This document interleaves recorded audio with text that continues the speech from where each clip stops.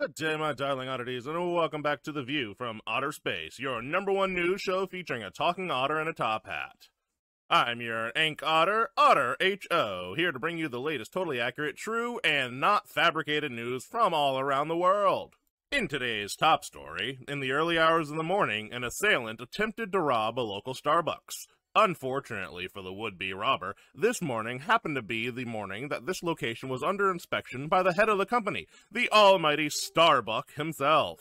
As you no doubt know, the Starbuck is a fearsome mythological entity capable of summoning the light of 10,000 stars with a mere motion of his majestic antlers. Needless to say, the knife-wielding thief was ill-prepared to face off against a god-made manifest on this earth, and was quickly reduced to ashes by the stellar waves of radiant light. View From Otter Space reached out to the Starbucks representatives for comment, and they had this to say. All hail the great and majestic Starbuck, he who strides among nebulae made of coffee beans. Tall grande vente, tall grande vente. All that this reporter can say is that I am glad that the Starbuck was not present on the day when I had beef with a Starbucks employee. Mess with my coffee again, Jeremy. I dare you. In other news, Flamingos have been recategorized as a militant group following a vicious attack by a flamboyance of the rose-colored avians on a cadre of tourists in Florida. Approximately 15 flamingos flew fiercely at camera-wielding tourists following a fierce exchange of words between the two groups. None of the tourists survived the encounter. Of interest, the flamingos seem to have maintained their pink color even after consuming their prey, which, as we all know, means that these tourists were actually just shrimp in disguise. The leader of the flamboyance refused to comment, but did stand on one leg menacingly.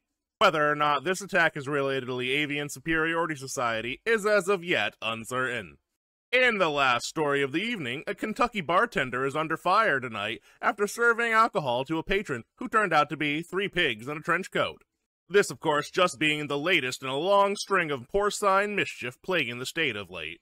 However, the bartender notably failed to ask for an ID before serving the underage piglets. When asked for a comment, he said, "This guy looked old enough to be my grandpa. I didn't think it was necessary to card them." The pigs did pay for their beverage and even left a lovely tip. As you no doubt know, pigs are fantastic tippers, as most of them have direct connections to the piggy bank. More on this as the situation develops. And that is it for tonight's news. Reporting for The View from Otter Space, this is Otter H.O. signing off. Good night, and don't look under your desk.